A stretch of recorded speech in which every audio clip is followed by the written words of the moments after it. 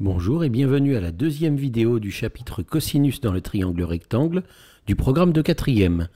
Dans cette vidéo, nous allons voir comment manipuler la calculatrice pour des calculs faisant intervenir des cosinus et nous allons voir comment calculer des longueurs dans le triangle rectangle à l'aide du cosinus d'un angle. Donc, on va commencer par l'utilisation de la calculatrice. Trouvons le cosinus d'un angle donné. Si je veux par exemple le cosinus de 40 degrés, eh bien vous pouvez essayer de manipuler votre calculatrice pour me donner le cosinus de 40 degrés. Si vous n'y arrivez pas, ben reprenez la vidéo et regardez comment on fait. Bien, vous tapez tout simplement sur votre calculatrice la touche COS 40, vous refermez la parenthèse et vous demandez le résultat. Si vous avez bien fait, vous devriez avoir trouvé 0,766 et d'autres chiffres derrière. Pour certains angles, en général, on vous donne une valeur approchée directement lorsque vous tapez sur cosinus. Pour certains angles, on vous donne une valeur avec des racines carrées et vous devrez taper vous-même sur la touche de votre calculatrice qui convertit ça en valeur approchée si vous avez besoin de la valeur approchée. Bien, alors essayez de compléter, donc de calculer les cosinus de ces angles et d'arrondir au centième pour voir si vous savez bien servir de votre calculatrice pour calculer le cosinus d'un angle. Allez-y.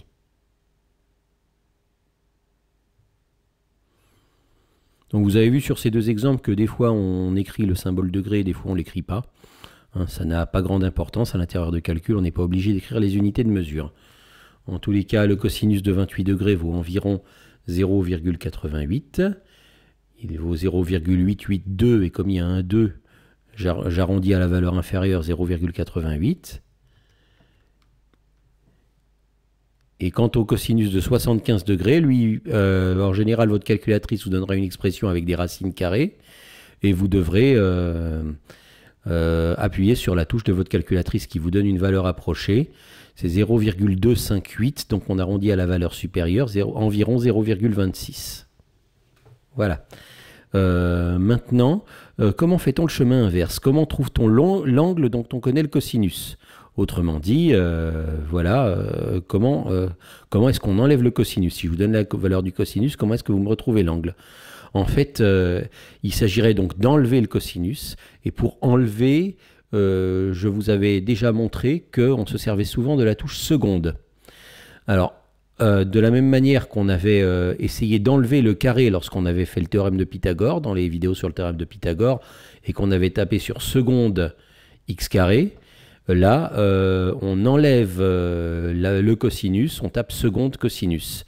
Si je veux trouver le cosinus, l'angle dont le cosinus vaut 0,7, je vais taper seconde cosinus 0,7, je referme la parenthèse, exé, et ça me donne que l'angle dont le cosinus vaut 0,7, c'est un angle d'environ 45,57 degrés. Vous pouvez le vérifier avec votre calculatrice. Voilà, d'ailleurs, voilà, je vous l'ai montré. Ça vous fait un exemple de moins à faire. Maintenant, je vous donne une autre valeur du cosinus, 0,242. Essayez de me trouver l'angle qui a ce cosinus-là en faisant la même manipulation avec votre calculatrice.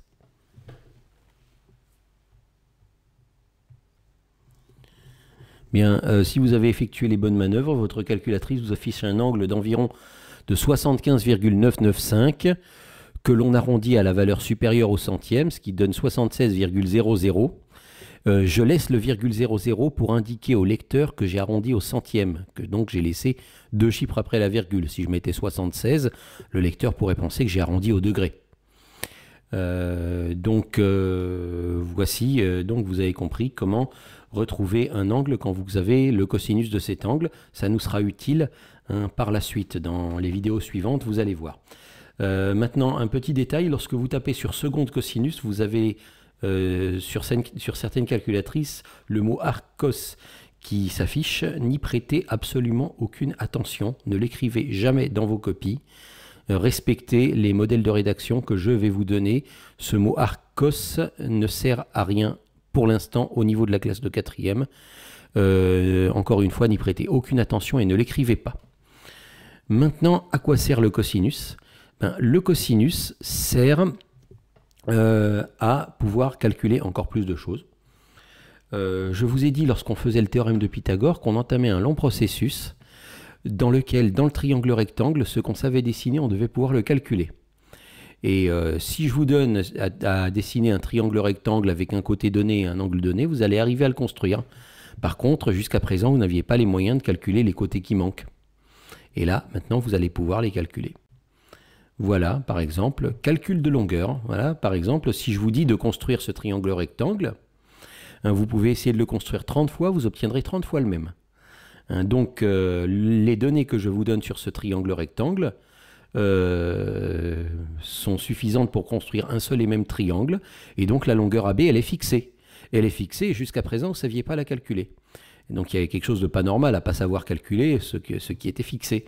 Et donc, maintenant, on va savoir calculer la longueur AB par le modèle que je vais vous montrer et par le raisonnement que je vais faire. Donc, voici ce raisonnement. Comment calcule-t-on la longueur AB? On se dit, je me repère par rapport à l'angle aigu. Il faut toujours se repérer par rapport à l'angle aigu. L'angle droit, vous n'y faites pas attention. Vous repérez un angle aigu et vous travaillez avec. Je me repère par rapport à l'angle aigu de 59 degrés qu'on me donne. D'accord? Et par rapport à cet angle-là, la longueur AB qu'on me demande, c'est le côté adjacent à cet angle. Et par rapport à cet angle-là, le côté qu'on me donne, c'est l'hypoténuse.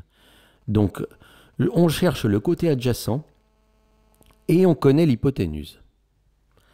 Côté adjacent, hypoténuse, ça fait penser à la formule de cosinus. Donc, je vais écrire la formule du cosinus, comme je l'avais écrite à la vidéo précédente. Donc, je dis d'abord que le triangle ABC est rectangle en B, parce que c'est ce qui me donne le droit de me servir des cosinus. Et je me dis que le cosinus de l'angle de 59 degrés, c'est le côté adjacent sur l'hypoténuse. Donc, le côté adjacent s'appelle AB et l'hypoténuse s'appelle AC.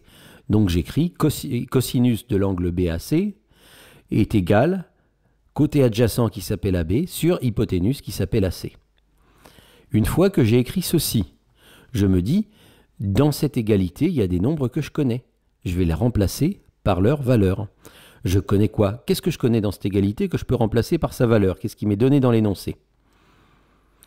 L'angle BAC, c'est 59 degrés, donc à la place d'écrire angle BAC, je vais écrire 59. Et le côté AC vaut 13 cm, donc à la place d'écrire AC, je vais écrire 13. Et j'obtiens cette égalité-là. Cosinus de 59 est égal à AB divisé par 13. Voilà. Et donc ça, en fait, vous pouvez le voir de plusieurs manières différentes. Vous pouvez voir ça comme une division à trous. Un cosinus à 59 égale combien divisé par 13? Ou alors vous pouvez voir ça comme des produits en croix, en disant que cosinus 59, c'est en fait cosinus 59 divisé par 1 est égal à B divisé par 13. Donc en fait, c'est un calcul de quatrième proportionnel. Et à ce moment-là, vous trouvez que AB fois 1, c'est-à-dire AB, c'est 13 fois cosinus de 59. Et voilà combien vaut AB. Il vaut 13 fois cosinus de 59 cm. Naturellement, ce n'est pas très agréable de le présenter comme ça. Ce qu'on aimerait, c'est avoir une valeur approchée de AB pour savoir à peu près combien ça fait. On s'attend à trouver moins de 13 cm puisque l'hypoténuse, c'est 13. Donc, on va taper sur notre calculatrice 13 fois cosinus de 59 cm. Faites-le. Cosinus de 59 degrés. Le centimètre, c'est pour 13 fois cosinus de 59. C'est l'unité de mesure de AB.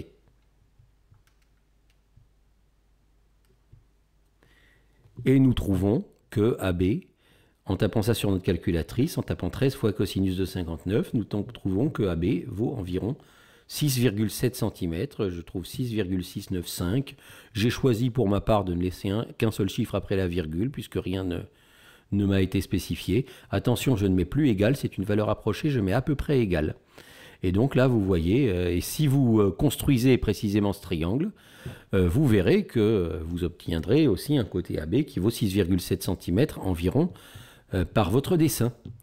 Et donc voilà, sauf que par votre dessin, vous ne serez pas trop capable de donner plus de détails que la première décimale, alors que moi, si je voulais, je pourrais donner 2, 3, 4 décimales en étant toujours très précis. Voilà donc comment on calcule une longueur à l'aide du cosinus. Et si vous regardez cosinus 59 égale AB sur 13, voyez ça à chaque fois comme un calcul de quatrième proportionnel. Comme ça, quel que soit le nombre qui vous manque dans cette égalité, vous saurez le retrouver en calculant la quatrième proportionnelle.